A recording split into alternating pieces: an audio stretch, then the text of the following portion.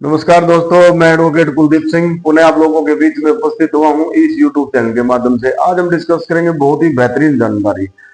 Article 120 अनुच्छेद 120 भारतीय संविधान का 120 आर्टिकल, जिसके अंदर दिया गया है कि पार्लियामेंट के अंदर संसद में कौन सी भाषा का इस्तेमाल होगा। Language is to be use in parliament. Parliament में कौन सी भाषा का इस्तेमाल होगा। इसमें दो क्लास दिया गया है।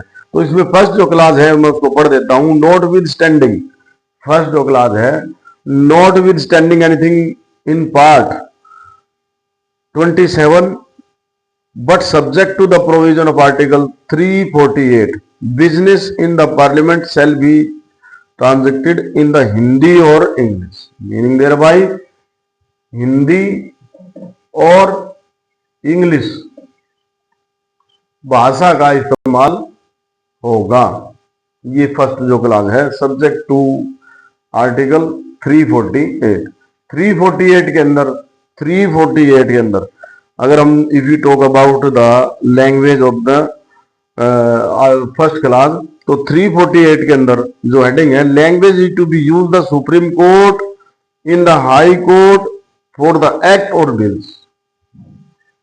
जो आर्टिकल 348 में बताया कि जो इसकी जो फर्स्ट जो क्लास है उसमें क्या, subject to provision of the article 348 अनुच्छेद के रहते हुए और उसको मानते हुए, क्योंकि 348 के अंदर लैंग्वेज, वो लैंग्वेज कौन सी लैंग्वेज का इस्तेमाल होगा, सुप्रीम कोर्ट के अंदर, हाई कोर्ट के अंदर, एज वेल एज जो बिल जो भी पास होंगे वो कौन सी भाषा में होंगे। तो इसकी जो फर्स्ट है कि इसमें language to be use in the supreme court in the high court for the act और bill etc notwithstanding anything in the foregoing provision this part until the parliament by law otherwise provide all are proceeding the supreme court in the every high court or bill of the introduced amendment moved either house of parliament or house और either house of the legislature of the state, राज्य की विधायिका में भी, और act passed by the parliament और legislature of the state, ordinance promulgated by the president और governor, जितने भी ऑर्डिनेंस जो पास होंगे जो प्रेसिडेंट के द्वारा या फिर जो है गवर्नर के द्वारा, all order rule regulation by laws issued under the constitution under any law made by the parliament legislature of the state shall be the English language. वो इंग्लिश लैंग्वेज में पास होंगे। 348 आर्टिकल के अंदर English language, but भी इसमें पहली जो class है उसमें स्पष्ट तौर पे क्या है, subject to the provision of article 348 का मतलब 348 अनुच्छेद को मानते हुए बताया गया है कि language to be use in the parliament, parliament में कौन सी भाषा इस्तेमाल होगी। ये article 348 supreme court, high court और बिल से संबंधित है। But now we are discussing the language to be use in the parliament only. तो इसमें आइदर हिंदी और इंग्लिश दोनों ही भाषा का इस्तेमाल होगा। अगर सिंपल भाषा में, सिंपल शब्दों में अगर ये पूछा जाए भाई पार्लियामेंट में कौन सी भाषा का इस्तेमाल होगा, कौन सी भाषा यूज में आएगी, तो हिंदी और इंग्लिश दोनों ही भाषा इस्तेमाल में होगी, दोनों ही भाषा का प्रयोग होगा। और जो इसके अंदर एक प्रोविजो दी गई है, प्रोविजो का मतलब होता है अपवाद। अपवाद क्या है इसका?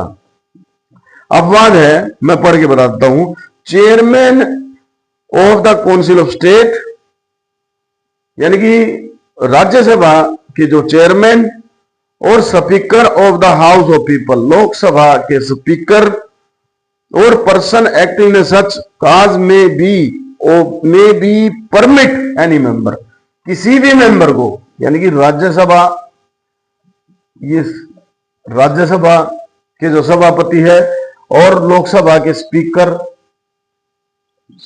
की परमिशन से ये किसी भी मेंबर को परमिशन दे सकते हैं, मेंबर को परमिशन दे सकते हैं, who can not adequately express himself in Hindi और इंग्लिश, अगर कोई भी मेंबर अपनी बात व्यक्त करने के लिए सक्षम नहीं है, ना तो हिंदी में सक्षम है ना इंग्लिश में सक्षम है, तो उस मेंबर को विद परमिशन, यानी कि राज्यसभा के सभापति से परमिशन, अगर राज्यसभा की बात करें तो राज्यसभा के सभापति से परमिशन लेके, या फिर लोकसभा का मेंबर है तो लोकसभा के स्पीकर की परमिशन लेकर वो अपनी मदर टंग यानी कि मातृभाषा के अंदर अपनी बात व्यक्त कर सकते हैं, अपनी बात रख सकते हैं। तो इस तरह से आर्टिकल 120 अनुच्छेद 120 tell us about the which language,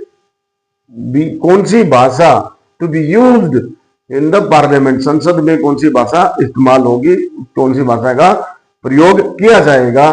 तो इसमें पहली क्लास है हिंदी और इंग्लिश, सब्जेक्ट टू आर्टिकल 348। हमें 348 को भी साथ में पढ़ना होगा। और इसकी जो प्रोविजो है वो ये कहती है कि अगर कोई भी मेंबर हिंदी में और इंग्लिश में अपनी बात को रखने में सक्षम नहीं है तो वो with due permission from the